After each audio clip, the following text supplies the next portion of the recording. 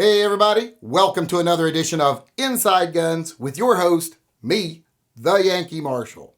Today I want to field a question from a viewer. It's a question I've been asked before, it's a question I've answered before, but a lot of people haven't seen me address it before, so they ask me this question every now and then. So I thought I'd cover it again.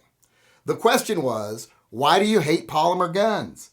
What is about them that's so bad? What's the big ick factor? What turns me off of them? Why do I dislike them? Well, that's kind of a misconception because I don't hate polymer guns. I own some polymer guns. Polymer guns have their pros and their cons. I just don't prefer polymer guns. The cons of a polymer gun, in my opinion, outweigh the pros. And therefore, I would rather not have them. I don't need them. I have a couple, like I said, but I don't need them. I would rather have an aluminum frame, a scandium frame, a steel frame, a stainless steel frame, any of those options. I just find them to be much better guns. And when I cover the cons of polymer, you'll see why I think they're better. But like I said, polymer guns have pros and cons.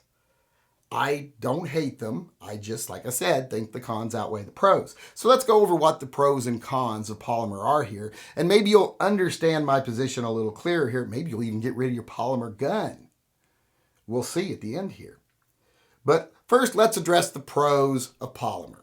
Now, some people would say, well, polymer guns are cheaper. Well, I don't even know if that's the case anymore. They're cheaper for manufacturers, but I don't know about if they're cheaper for the consumer. But I'll give you that. They're a little bit cheaper. Let's just say that. Now, if you're the Army and you're buying like 10,000 guns, it's a lot cheaper. But if you're just buying one gun, really probably a negligible difference there.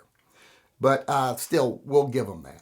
But when you look at the other actual physical pros of the gun, you start to see there's some, but not a lot. And there's the fact that they're lightweight. That makes them easy to carry. They also don't weigh very much. You know, a lot less than metal framed guns. Well, not a lot less, but less. But they're not very heavy. There's three. So that makes for a gun that's pretty easy to carry. It's lightweight. Also, since it's made of plastic, it's hard to care about them. So if you get them dinged or scratched or whatever, you don't really care much. I don't know if that would be a plus or not, but that's something you can definitely say about polymer. You can throw them in a glove box. If it gets scratched by keys, who cares? It's just a plastic gun. It's like, oh no, my cap gun got damaged. So that, I guess, could be a positive. But here are the negatives. There's some real strong negatives here that make me not really like polymer guns. And it is the polymer itself.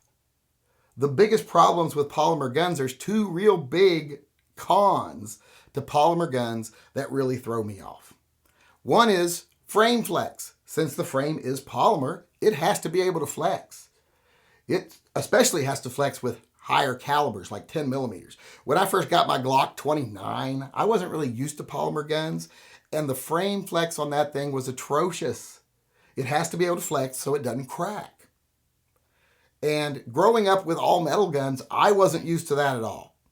If you grew up with that, you probably didn't notice it at all when you shoot most Glocks or any other polymer guns, but I noticed it a lot. I know a lot of old timers who are used to metal frame guns, when they first shoot polymer guns, they're like, it feels flimsy. It feels like it's going to break. It feels like it's flexing on me. Because it is. That's what they have to do. But, you know, it doesn't hurt how they function. If they flex too much, it can. Carr had some problems early on in their manufacturing that their polymer flexed too much and caused failures. But once you get that combination right of how stiff the polymer has to be, it doesn't really affect performance. In fact, some of the most reliable guns in the world are polymer guns. So it's not a performance thing, it's just a feel thing. I don't like the way it feels, that frame flex. Really bothered me when I first started shooting polymer guns. Nowadays, I don't notice it as much. It's just, that's what a polymer gun feels like in my brain. Before, my brain was like, oh my God, stop, something's wrong. But now, gotten used to it. You know, a lot of things you can get used to doesn't mean you like them. You can just get used to them. Like I got used to seeing Nancy Pelosi on television. Didn't mean I liked it. Never got to where I liked it, but I got to where I could keep my lunch down when it happened if I wasn't able to look away quickly enough. So, you know, got used to it. Same thing with polymer guns. But the thing I really, really don't like about polymer guns, the other big con, is also got to do with polymer. Since everything is pinned into polymer, it's not pinned into metal. It's often polymer, metal, then polymer. You know, even when you're looking at like your trigger bar, it's connected to a lot of polymer eventually. You got flex there too. And because of that, the triggers suck. I've never shot a polymer gun that the trigger didn't suck. The closest I've ever come was the car trigger. Car makes an excellent trigger. It's probably a 4 on a scale of 1 to 10. And that's good because I would say Glocks, P320s, etc., they're all a 3 or below when it comes to quality triggers. And if you don't believe that, if you think, oh no, it's like a 7 or an 8, or if you put some money into it, you could get it up to a 9 or a 10, you're insane. You're deluding yourself. Go shoot a 1911. Go shoot a single action Army. Go shoot a good revolver or even a Beretta. And then tell me that the Glock trigger is good. It's horrible. It's clunky. It's flexy. It's just awful. It's, just feels gross if you're used to a good trigger. But, it's functional. And that's what a lot of people care about. But a lot of people want a really good trigger. In fact, a lot of people who buy Glocks want a really good trigger because they'll put $300, $400, $500, $600 or more into upgrading the trigger.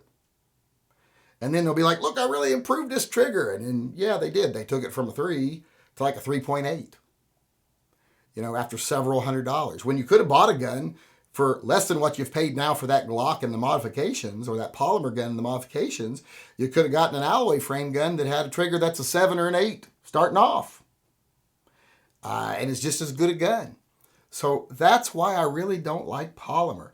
The triggers are awful. No matter how much good you do to them, don't think you had a great trigger because they're not. Like I said, it's eventually hooked into polymer, often with polymer pins. And it's connected to polymer. Everything in that system has to be able to flex a little bit. And it makes it hard to dial in a really good trigger. And a lot of polymer manufacturers don't even bother. They could make a better trigger. It would just cost a lot. And they don't want to spend a lot of money making it when most people will just accept that their trigger is a 3. And since they've never even shot anything as good as a 5 or a 6, they think that 3 is a 7. So there's no reason for them to make them better. Like I said, they have pros and they have cons. They're light and you don't care if you damage them. But I don't like the frame flex. I don't like the triggers in them. Other than that, they're fine. They're great duty guns. If you carry a polymer gun, you do you. I'm not condemning you at all. You made a choice that's what you wanted. You wanted a utilitarian gun that's functional and reliable, and I can applaud that. The very fact you're carrying a gun makes me tickled pink. But if you think polymer guns are as good as non-polymer guns, especially when it comes to rigidity and the trigger, you're fooling yourself. It's just not the case. So even though they are good guns, they're just not for me. I prefer my guns to feel like tools and not like toys.